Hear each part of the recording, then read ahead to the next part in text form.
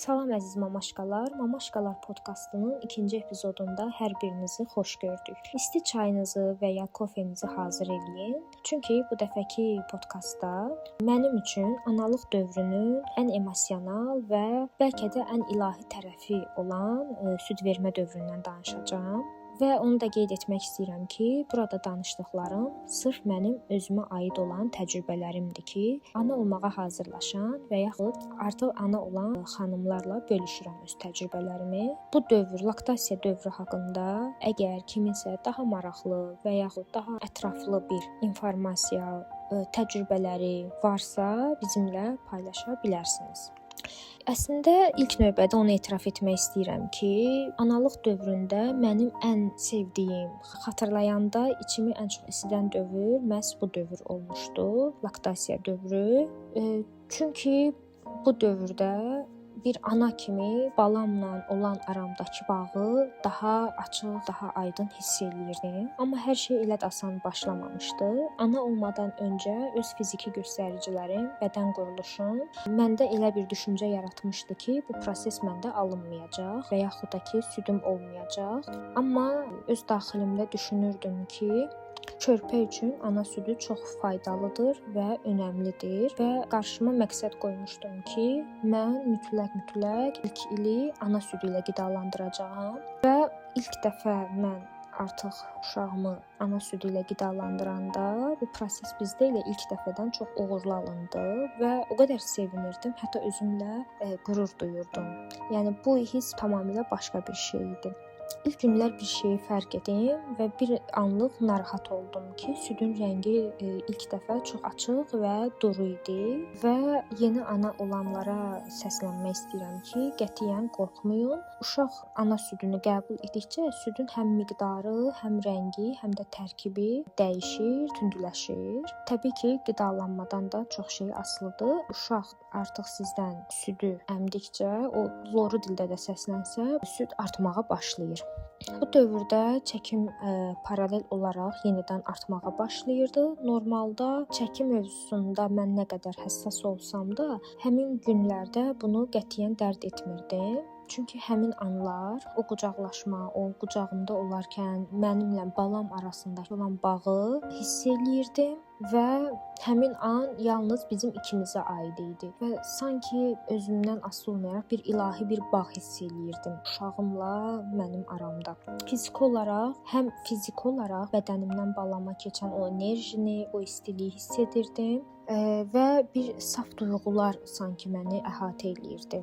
Və bir maraqlı bir detal da fərq etmişdim ki, axşam gələn süd sanki xüsusi bir sehi var idi. Uşağa elə bir yuxu verirdi ki, o dəqiqə rahatca mürgülüyürdü və həqiqətən də axşam vaxtı verilən ana südü, yəni sırf axşam vaxtı əmilən süd, daha sonra öyrəndim ki, yuxu hormonu olur tərkibində. Axşam vaxtı yatmadan öncə verilən süd uşaqların yatmasına kömək eləyir. Təbii ki, işin bir də texniki və ağrılı reallıqları da var. Məsələn, axşam biraz çox yeyirdimsə, səhər duranda özüm də məəttəl qalırdım ki, sinəmin ölçüsü 2-3 dəfə böyüdü və çox kəskin ağrılar olurdu. Çox güman ki, bu bir çox ananın başına gəldi. Burada isə mənim xilaskarım süd sağan aparat olurdu. Onu Trendyoldan almışdım. Brendin adı hal-hazırda heç yadıma düşmür. Sadəcə olaraq qiyməti çox sərfəli idi, çox büdcəli qiymətə idi və çox rahat idi onun istifadəsi və həmin aparatın sayəsində mənim işim 10 qat rahatlaşırdı.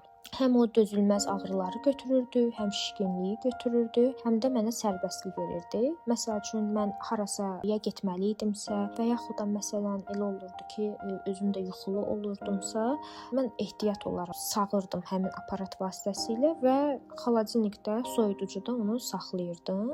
Hardasa məsələn 3-5 saat ərzində çox rahat şəkildə onu uşağa növbəti artıq saatları yaxınlaşanda ona verirdim.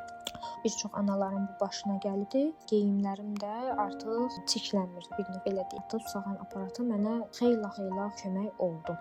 Sonra süd verdiyim ərəfələrdə mən öz qidama çox diqqət yetirirdim. Çünki nə yeyirdimsə, o südün də tərkibi mənim yediyim qidaların tərkibindən ibarət olurdu və uşaqda da köp, hər hansı bir qaz olmasın deyə hər gün şüyüd toxumu dəmləyib içirdim. Quru meyvələr, ağartı məhsulları qəbul eləyirdim. Həmçinin həmin ərəfələrdə uşağa da ziyan olmasın deyə qazlı sular, sodalar, fast food, acılı yeməklər, turşulu yeməkləri onları həyatımdan bütünlüklə çıxartmışdım və elə bilirdim ki, əgər mən zərərli nəsə qəbul etsəm, bu südə də keçəcək və üstdən də uşağa da keçəcək. Mən belə düşünürdüm. Yəni əgər başqa cürədirsə, bunu bir şərh bölməsində də qeyd edə bilərsiniz. Uşaq qidalandıqdan sonra onun üçün xüsusi masajlar da eləyirdim. Bu artıq ayrı bir mövzudur. Məsələn, köp yaranarsa, xüsusi masajlar edirdim.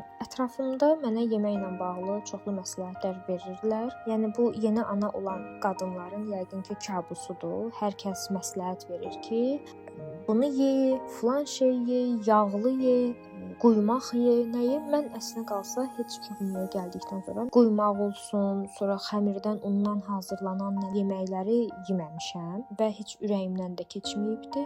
Əksinə mənə orada qeyd elədilər ki, bol su içmək lazımdır, sakit olmaq lazımdır və bu prosesi həyata keçirərkən sevgi ilə davam etdirmək lazımdır. Yəni bu üçü olduqda artıq süd də öz-özünə başlayır artmağa və daha keyfiyyətli olmağa başlayır.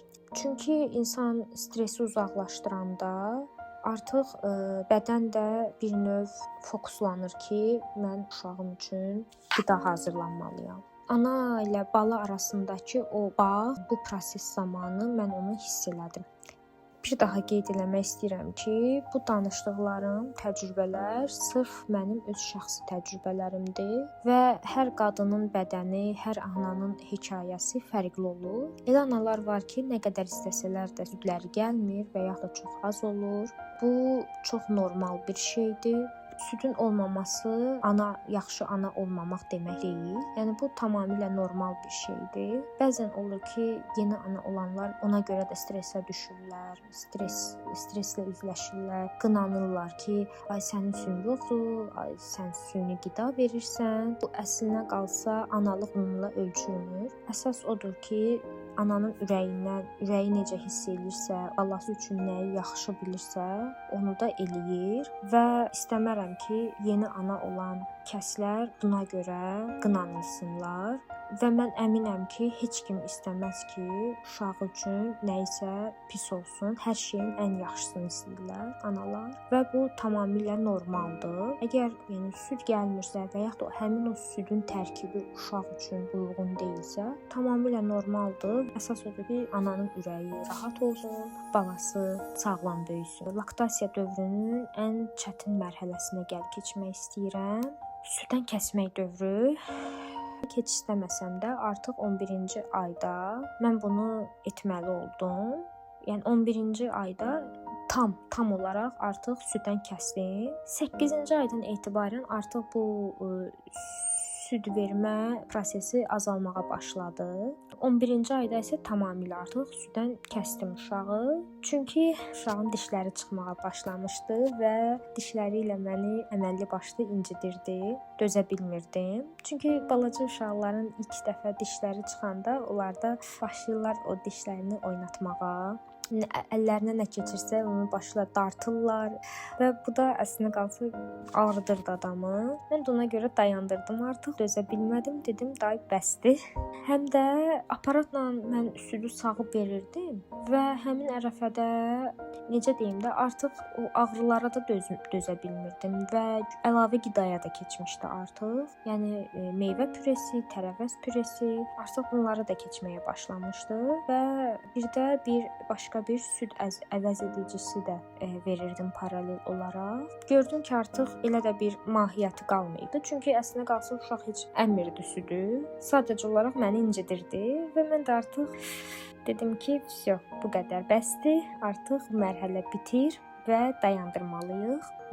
Əslində etiraf edim ki, mənim üçün bu an çox duyğusal oldu, çox mənim üçün təsirli oldu. Hərdən özümü bir ana kimi, özümü çox belə vicdan əzabı çəkirdim ki, ayda mən niyə belə elədim? Bəlkə uşağın ehtiyacı var idi, bəlkə o qədər sualları öz-özümə verirdim də, özümü bəzən pis hiss eləyirdim.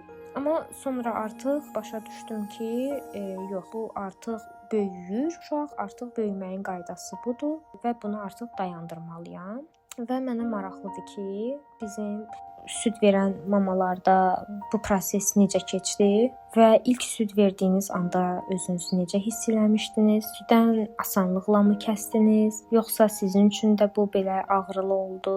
Yəni bu mərhələni istəyərdim ki, ana olan bu prosesdən keçən analar da paylaşsınlar şərh bölməsində və yeni ana olanlara, ana olmağa hazırlaşan xanımlara da bu təcrübələrimizi bölüşək. Laktasiya dövrü haqqında bu qədər danışdım. Ümid edirəm ki, maraqlı oldu. Özünüzə və balanıza çox yaxşı baxın. Növbəti epizodda daha bir maraqlı mövzu haqqında danışacağıq. Hələlik.